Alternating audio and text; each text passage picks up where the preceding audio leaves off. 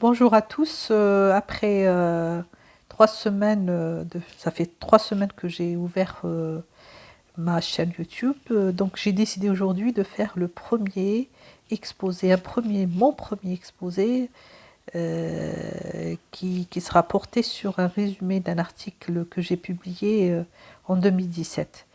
Donc l'article s'intitule La représentation des éléments architecturaux sur les monnaies antiques d'Algérie. Et donc j'ai pris quelques monnaies, j'ai pris des monnaies de quelques villes d'Algérie que j'ai étudiées personnellement pendant la préparation de ma thèse de doctorat. Les monnaies de Kalama, qui est Guelma actuellement, les monnaies de Sirta, qui est Constantine actuellement, les monnaies de Ayoul, qui est Cherchal actuellement, quelques monnaies aussi de Saldei, qui est la ville de Bijaya ou Bougie, et les monnaies de Tidis, qui garde toujours son nom et qui se trouve dans la ville de Constantine. Donc tous les historiens et les archéologues, les anthropologues aussi, savent que la monnaie est un instrument très efficace pour la datation. Mais cette monnaie aussi, ou ces monnaies-là, peuvent aussi éventuellement euh, nous font connaître des personnages dont nous n'avons pas ailleurs aucune autre trace ou une simple mention littéraire. Par exemple, quelques noms des usurpateurs romains.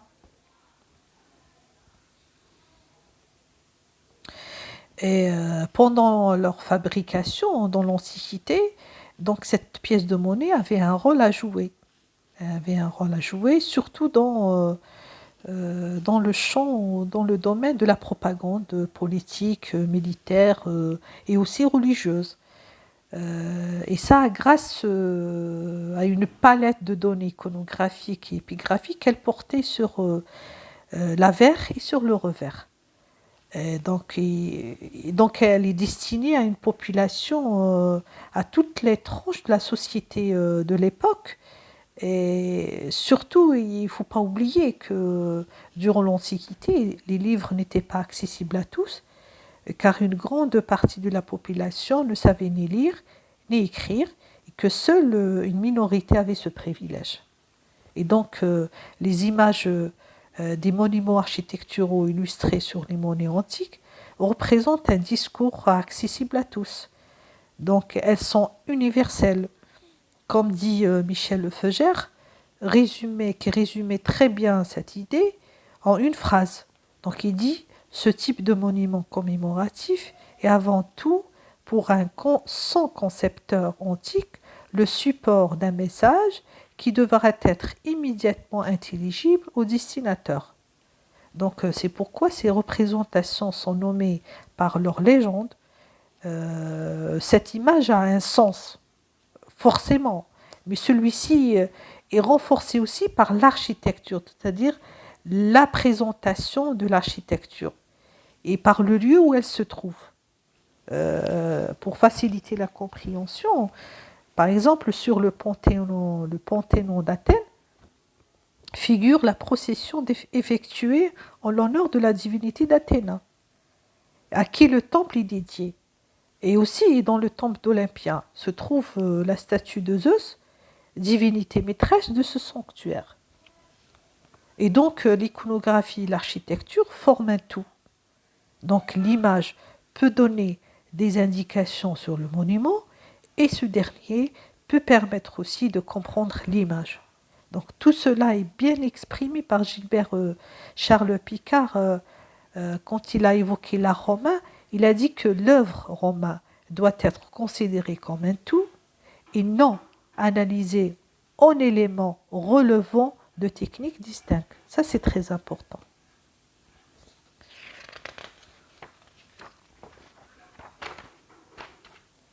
Historiquement, les émissions monétaires romaines se caractérisent, contrairement à la monnaie grecque, par ce phénomène qui est politique et qui est très présent dans l'histoire. On le sait, par exemple, Hitler l'avait adopté, qui est la propagande. Et Donc les monnaies d'Athènes, par exemple, se composent toutes d'une représentation d'Athènes et de la chouette en revers. Celle d'Égine présente la tortue et le carré creux. Donc les variations, entre les monnaies sont essentiellement de variations esthétiques. Ça veut dire par rapport à la taille de figure et par rapport aussi au décor. Donc les premières émissions monétaires romaines ont été toutes pauvres par rapport à l'iconographie qu'elles portaient. Elles comprenaient par exemple le buste casqué de Rome sur le droit et le Dioscurès en revers. Et pour les différencier, elles portaient des marques ou des symboles ou des lettres. Et dans quelques cas, euh, on trouve des détails de gravure des coins. Et c'est des éléments qui différencient les marques, les émissions monétaires. Et d'après Despeiro, donc il faut attendre l'année 120 avant Jésus-Christ pour assister à un divertissement de type monétaire. Et ça à cause de la multiplication des émissions. Et donc le Sénat romain prenait la responsabilité de le surveiller et il se rendit compte que le denier romain qui était créé en 211 avant Jésus-Christ pouvait véhiculer d'autres types qui joueront le rôle de la propagande. Ajoutant à cela que cette période est caractérisée par des conflits politiques, citant à titre d'exemple l'assassinat de Tiberius en 132 avant Jésus, assassinat de Caius en 121, ainsi que donc l'histoire a dit que le 1er siècle avant l'établissement de l'Empire, donc la période de 88 à 78 avant Jésus-Christ, c'était la lutte entre Marius et Pompéi. Et bien entendu, la période qui s'étend entre les années 40 et 30 avant Jésus-Christ, se déroulèrent des luttes entre les partisans de César et leurs multiples adversaires. Donc ces conflits ont été traduits sur une palette iconographique monétaire. On y assistait dès lors à l'apparition de plusieurs thèmes monétaires. Je cite le thème de la Concorde par exemple.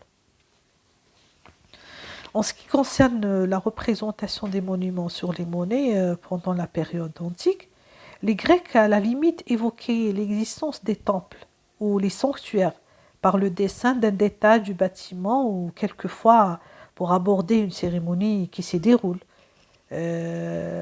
Prince a montré que le plus ancien témoignage auquel se référait dans ce domaine pour le Moyen-Âge strictement grec ne saurait être qu'un simple dessin de palmette architectural sur les monnaies de Dieu de Dodicanès que l'on date de 490 avant Jésus-Christ. Et en 450 avant Jésus, l'apparition d'une fontaine dans un sanctuaire sur une monnaie d'Hymère en Sicile. Et on peut ensuite guère évoquer qu'une monnaie de Tarse sous le règne de Démétrios II, de série qui montre un autel de Sandane, le grand dieu solaire d'Asie Mineure. Et aussi une pièce de Parium de 300 avant Jésus-Christ qui figure aussi une image d'un autel surmonté d'une flamme. En ce qui concerne, c'est ce qui est contrairement passé, caractérisé et différencié le Moyen-Âge romain, c'est sûrement en la matière, sans souci de réalisme et de précision. En effet, les représentations de monuments s'imposent surtout à partir d'Auguste, qui se vante à bon droit de laisser Rome en marbre après l'avoir reçu en brique. Donc là, c'est une citation comme ça historique. Dès ce moment, on peut considérer que les représentations des monuments entraient pour une grande part dans ce que l'on appelle la propagande monétaire. Donc Robert, évoquant les impériales grecques émises sous l'Empire romain, a pu écrire que désormais les commandes d'images étaient d'une extrême précision dans tous les détails et qu'il n'y avait pas de fantaisie sans raison ni de mélange. Et la photo de l'amphithéâtre, par exemple, de Colisée, a été portée sur plusieurs monnaies des empereurs de l'Empire. Les plus connus sont les sesters de Titus et sur un auréus d'Alexandre Sévère aussi. Donc, et aussi les arcs de triomphe se sont propagés sur le territoire de la province romaine. Et on compte à peu près une vingtaine à Rome. Cette architecture qui a pour objet célébrer les victoires des empereurs, c'est la raison pour laquelle les arcs de triomphe sont largement représentés sur les monnaies. Les plus célèbres sont les monnaies émises sur les deniers d'Auguste et sur aussi quelques monnaies de Claude et aussi un sisterce de Néron entre 54 et 68. Donc, et l'architecture religieuse est fortement représentée sur des numéraires antiques car le temple est le noyau de la société romaine et c'est un lieu d'inspiration religieuse et artistique. Donc cette pratique était présente pendant l'Empire. Je cite à titre d'exemple les deniers de Septime Sévère qui portaient la gravure d'un temple de Janus. Trajan aussi avait acquis ses promotions au sein des armes et combattu par Rome. Et il est donc normal que les frappes aient accordé une grande place importante aux faits des légions. Donc le thème de la victoire et de la paix acquise par les armes est donc un thème habituel de Trajan. Les frappes mettent en évidence un balancement de la propagande entre des frappes célébrant les guerres et les victoires des armées et les frappes vantant la prospérité de l'Empire. Donc l'amélioration de la vie quotidienne des Romains a été évoquée par plusieurs séries de monnaies. Trajan, par exemple, lança une politique de construction urbaine qui sera poursuivie par Hadrien, son successeur, en 117-138. Donc ces travaux qui durèrent de 107 à 109 au moins, et construisaient au forum doté d'un marché et de 2 bibliothèques. Donc le forum comprenait aussi des marchés avec des boutiques. Enfin, il fait édifier la colonne qui raconte des guerres de Trajan contre les Daces. Donc tous ces monuments pratiquement ont été représentés sur les monnaies. En ce qui concerne, revenir un petit peu à la thématique de notre article, qui est la représentation des éléments architecturaux pendant le Bas Empire, d'après les monnaies d'Algérie, donc les sites que j'ai déjà évoqués avant. Pour expliquer brièvement le mot du Bas Empire, parce que tout le monde ne le sait pas, pourquoi on appelle Haut Empire et Bas Empire, donc à vrai dire, le Beau est le premier historien à utiliser le thème. La durée et le début de cette séquence historique portent énormément d'ambiguïté. Donc son terme est marqué par la déposition du Romulus Augustus 476 ou par l'accession au pouvoir d'Anastase à Constantinople en 491. Donc son début est moins tranché chronologiquement par les historiens. Beaucoup d'entre eux ont considéré que l'empereur Constantin le Grand était le premier empereur du Bas-Empire, soi-disant, je ne sais pas, je ne suis pas complètement d'accord. Pour eux, comme il est le premier empereur chrétien. Donc les historiens contemporains ont tenté de chercher la réponse à la question dans les évolutions politiques, économiques et militaires de l'Empire. Ainsi, on peut découvrir des prémices, les prémices du Bas-Empire dès le début du IIIe siècle, sous les Sévères. Certains historiens le projettent plus exactement aux alentours du milieu du IIIe siècle. De Peyrot, par exemple, le fixe au début du règne de Dioclétien. Généralement, le Bas-Empire reste dans l'historiographie la période des ruptures historiques entre l'Antiquité classique et le monde médiéval, et rupture économique entre civilisation urbaine et pré-féudalisme occidental. et rupture politique de l'unité romaine, et enfin rupture religieuse entre paganisme et christianisme. Ça, je pense que c'est plus clair, à mon sens. Je vais évoquer un petit peu la première catégorie de pièces de monnaie de ces villes d'Algérie. Comme j'ai dit tout à l'heure que j'ai étudié personnellement, il y a plusieurs catégories. La première catégorie est portée sur des éléments architecturaux à vocation religieuse.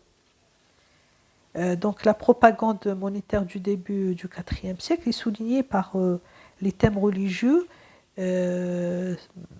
parce que Dioclétien introduisait le cadre génio-populaire romani qui est censé protéger les empereurs.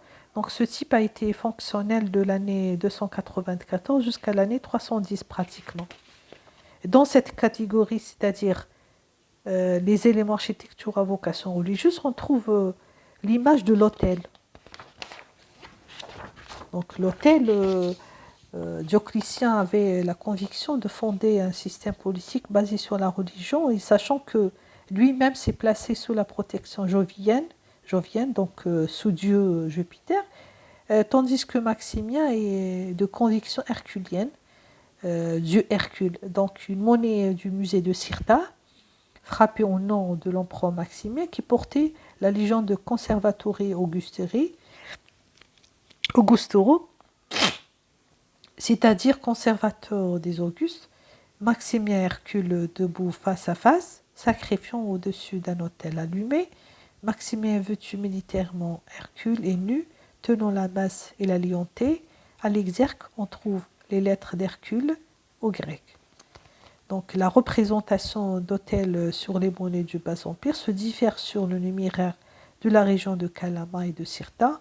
On y trouve un autre type monétaire produit sous le règne de Constantin le Grand, qui porte la légende de Beta Tranquillitas Votis, suivi d'un autel inscrit sur sa façade un vota, surmonté d'un globe et de 3 étoiles.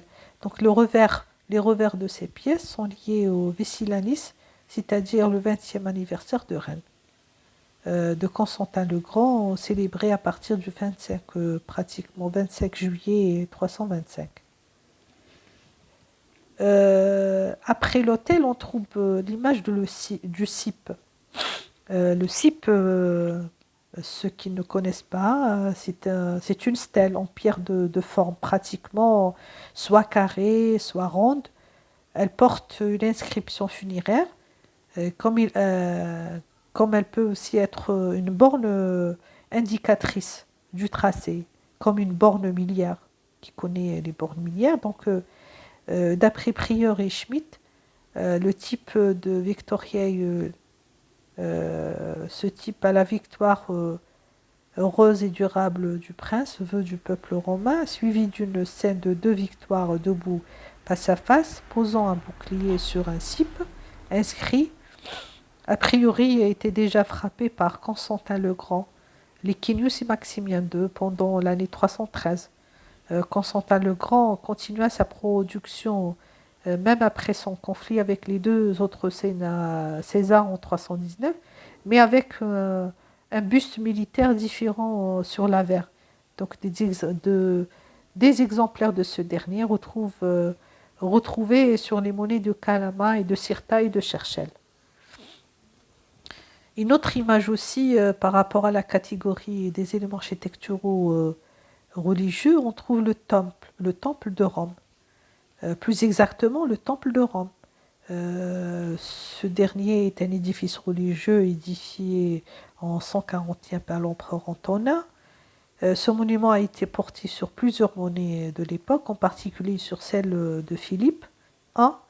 Donc le temple a été détruit par un incendie en 307. L'empereur Maxence, qui était profondément païen, s'empressa de le reconstruire. Donc des monnaies de Tidis et de Galma, frappées en nom de Maxence, portaient ce monument qui est hexastyle, avec un fronton triangulaire, orné et décoré avec une couronne. À l'intérieur se trouve une statue de la déesse de Rome, drapée et casquée, assise à gauche, tenant de sa main droite un globe et de la main gauche une haste, suivi de types de conservare urbis, etc., c'est-à-dire les protecteurs de leur ville. On passe maintenant pour la deuxième catégorie qui sont les éléments architecturaux à vocation militaire. Effectivement, la propagande, comme j'ai dit tout à l'heure, militaire sur le numéraire durant le IVe siècle est accentuée, pratiquement après l'année 320.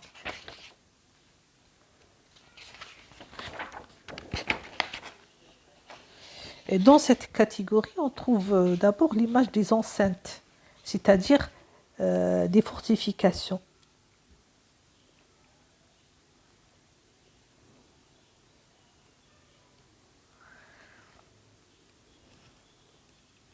Et parce qu'il y avait une image une image d'une fortification sur une monnaie qui est dédiée à la titrarchie.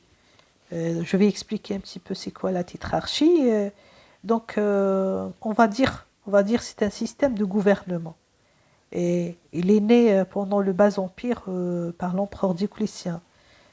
Après avoir éliminé ce dernier, après avoir éliminé un père, le préfet du prétoire et la mort de Carin, le dernier fils de Carus, Dioclétien nomma Maximien César comme César en 285, puis Auguste en 286, et depuis cette date, un nouveau régime politique est né qui est nommé diarchie. Diarchie, c'est-à-dire où deux Augustes partagent le pouvoir.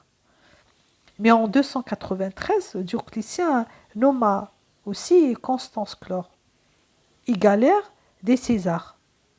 Donc du coup, le pouvoir est partagé par deux Augustes, Dioclétien Maximien, et de deux Césars, Constance Chlore égalaire. Et donc, la titrarchie fut adoptée. Dans une pièce de monnaie de Dioclétien trouvée à Cherchel, il y avait donc cette pièce-là, elle a été trouvée à Cherchel, mais dans un site qui est nommé Qaïd Youssef, portait son revers le type de Vertus Militum, suivi par la scène des tétrarques, Dioclétien, Maximien, Constance Chlore, Galère, vêtus militairement, deux par deux, sacrifiant au-dessus d'un trépied allumé, placé devant une enceinte composée de 6 tours. D'après Prieur et Schmitt, ce type monétaire fait référence à la création de la tétrarchie en 293. Donc l'importance de cette monnaie est que le type monétaire qu'elle portait est le seul dans toutes les monnaies qui ont été cataloguées dans ma thèse. Et c'est la seule monnaie qui portait cette image, cette iconographie, quoi. Dans la même catégorie, c'est-à-dire les éléments architecturaux à vocation militaire, on trouve aussi l'image de la porte du camp. La porte du camp militaire, bien sûr. De l'année 324 à 350, le thème qui primait sur les monnaies est la porte du camp militaire, accompagné. Donc ce thème-là et cette image-là, elle a été énormément portée sur les monnaies qui ont été frappées entre 324 à 350 et qui portaient une légende de Providentiae Augustorum au Providentiae Caesarum. Donc la providence des empereurs dans des monnaies de Constantin le Grand et la providence des Césars dans un exemplaire de Constantin le Jeune d'après les monnaies de la ville de Tidis. Dans ce contexte-là, on y trouve énormément ce type dans tous les monnaies et trésors qui ont été catalogués. Donc le numéraire de Tamenfous, par exemple, de la Masba, de Kalama, de Tidis, de Aïou, de Saldei. Comme j'ai dit tout à l'heure, c'est une image qui est énormément utilisée dans l'époque, pendant cette période-là. Et selon les monnaies frappées sous le nom de l'empereur Constantin le Grand, on est toujours sur les monnaies des villes de l'Algérie. Hein. Donc, on a remarqué qu'il y avait une différence de la représentation de cette porte militaire. Par exemple, les monnaies frappées sous le nom de l'empereur Constantin le Grand, on a remarqué une diversité de présentations de ce type. Par exemple, la porte du camp, tantôt elle est surmontée par deux tourelles, tantôt elle est surmontée par quatre tourelles et une étoile. En faisant une comparaison par leur représentation entre une monnaie de musée de Cirta et un exemplaire de monnaie de la région de Calama, qui date de la période de Constantin le Ier, on a constaté que la technique exécutée par le graveur en réalisant des tourelles sont différentes. Surtout, les pendentifs des tourelles sont mis en valeur sur celle de Calama et moins visibles sur la première. Donc, dans un autre exemplaire de Constantin le Grand, d'après les monnaies de Calama, et une autre pièce de musée de Cirta, l'image de la porte du camp est accompagnée par une autre légende, Virtus Augustorum, qui veut dire la virilité des Augustes. La porte est flanquée de quatre tourelles et une étoile. Aussi, la technique de la superposition et l'orientation des briques qui maintiennent l'ouverture de la porte ne sont pas exécutées de la même manière. Ça, c'est important de le faire signaler. Donc, l'histoire de la numismatique romaine tardive a enregistré aussi la continuité de ce type monétaire pendant le 5e siècle. Il était omniprésent sur le trésor de la Masba, suivi d'une autre légende Gloria Republicae, notamment sur les monnaies de l'empereur Honorios, 393 et jusqu'à 423.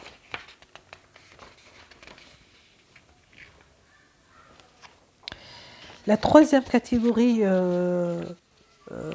d'iconographies qui ont été repérées sur les monnaies de ces villes d'Algérie, ça concerne la troisième catégorie qui est les éléments architecturaux à vocation civile ou sociale.